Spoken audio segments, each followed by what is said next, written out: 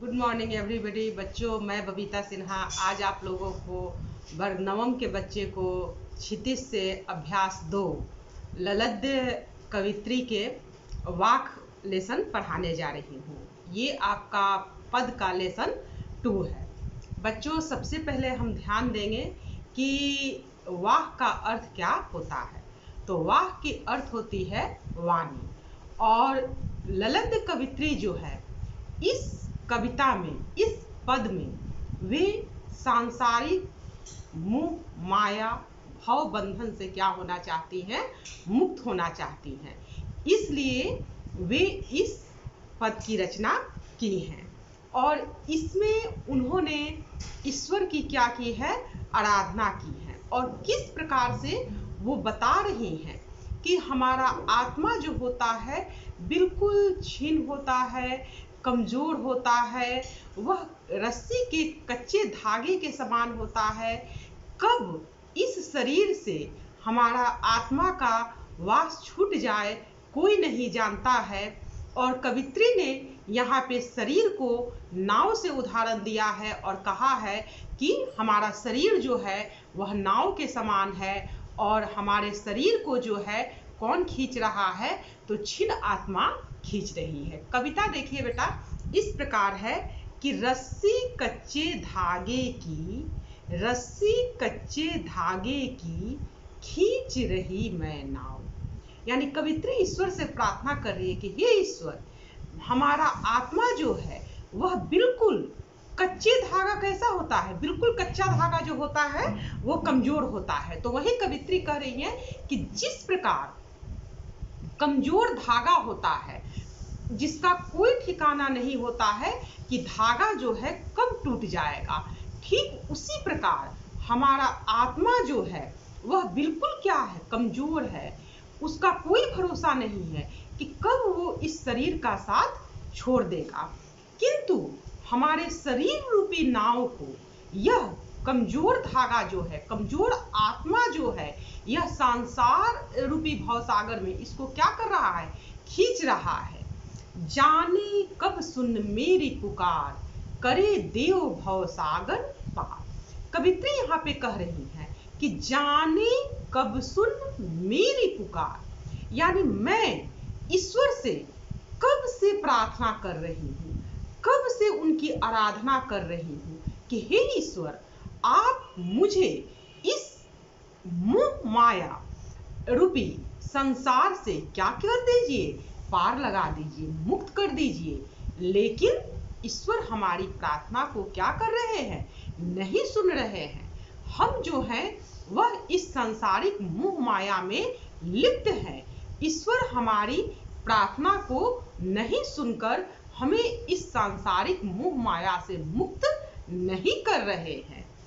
पानी टपके कच्चे सकोरे, ध्यान दीजिए, सकोरे कहा जाता है मिट्टी के कच्चे बर्तन को। जिस प्रकार मिट्टी का कच्चा बर्तन बिल्कुल कमजोर होता है और उसमें यदि पानी डाल दिया जाए तो पानी बूंद बूंद करके टपक जाता है और वह गल जाता है। तो कवित्री यहाँ पे आत्मा को क्या कही है कि मिट्टी के कच्चे बर्तन के समान बताई है कि जिस प्रकार मिट्टी का गीला बर्तन का कोई ठिकाना नहीं होता है कि वो कब टूट जाए, ठीक उसी प्रकार हमारी आत्मा जो है वह मिट्टी के कच्चे बर्तन के समान बिल्कुल क्या है? कमजोर है। व्यर्थ प्रयास हो रहे मेरे। कवित्री कहती हैं कि जिस प्रकार मिट्टी के कच्चे बर्तन में यदि पानी रख दिया जाता है तो पानी एक एक बूंद करके क्या होता है? निकल जाता है। पानी सारा बर्तन से निकल जाता है, रुकता नहीं है। हे ईश्वर, ठीक उसी प्रकार हम इस सांसारिक मोह माया में बंध गए हैं। मैं इस सांसारिक मोह माया से कितना भी मुक्त होना चाहती हूँ, मैं मुक्त नहीं हो पा रही हूँ। मेरे सारे प्रयत्न, मेरी सारी कोशिश सब क्या हो जा रही है? सब बेकार हो जा रही है। मेरी कोई भी आराधना क्या हो रही है? सफल नहीं हो पा रही है। मैं इस सांसारिक मोह माया में क्या हो जा रही हूँ? जकड़ जा रही हूँ। ईश्वर प्राप्ति के सारे साधना, सारी कोशिशें हमारी क्या हो जा रही हैं? बेकार हो जा रही हैं। जी में उठती रह हुक। हुक का अर्थ होता है बच्चों वेदना, दुख। अब कवित्री यहाँ पे कह रही है कि जी में उठती रह हुक, यानी हमारे जी यानी दिल में, मन में बहुत गहरी वेदना उठ रही है, बहुत ज्यादा दुख हो रहा है कि मैं ईश्वर को क्या कर पा रही हूँ, प्राप्त नहीं कर पा रही हूँ।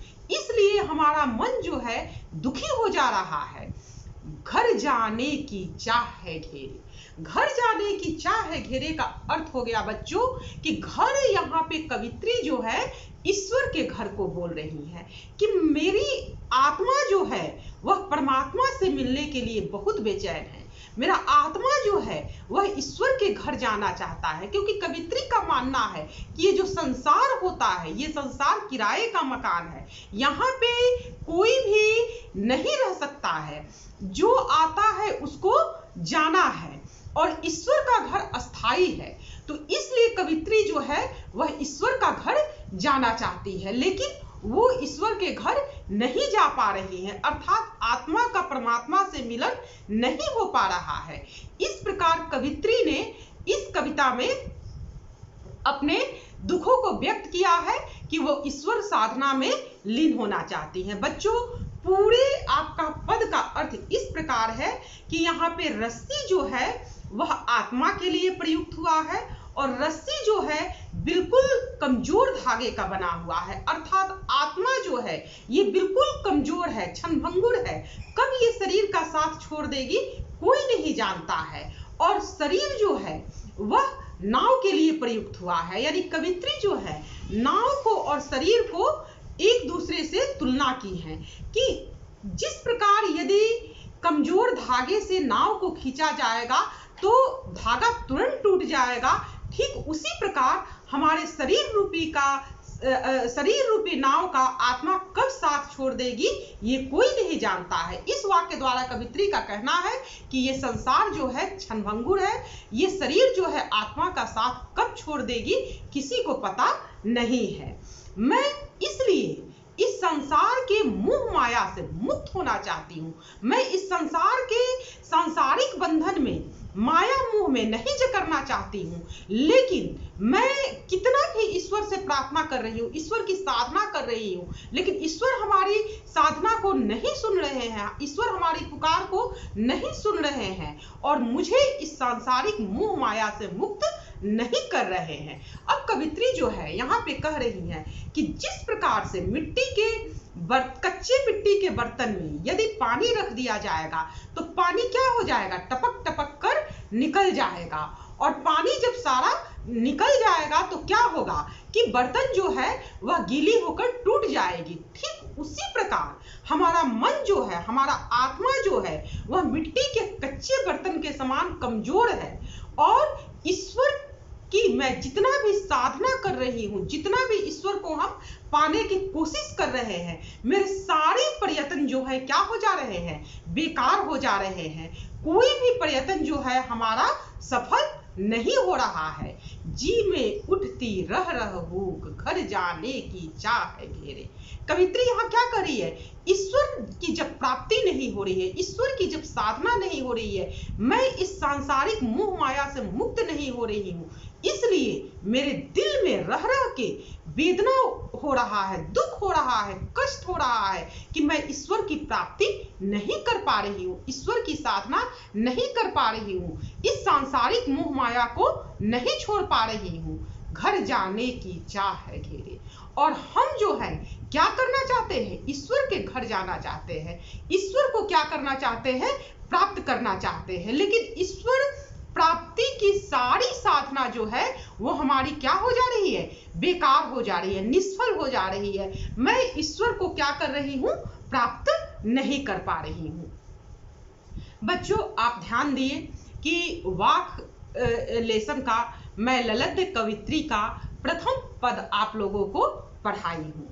आप लोगों को मैं फिर नेक्स्ट वीडियो में सेकंड और थर्ड क्या करूँगी कि वीडियो डालूंगी और आप लोगों को क्वेश्चन आंसर भी बताऊंगी। आप लोग जो है हमारे चैनल को सब्सक्राइब जरूर कीजिएगा और जो भी बेटा आपका क्वेश्चन पूछना होगा कमेंट बॉक्स में, आप अपनी राय जरूर दीजिएगा। आज मैं इतना ही पढ़ा रही हूँ, तब तक के लिए धन्यवाद।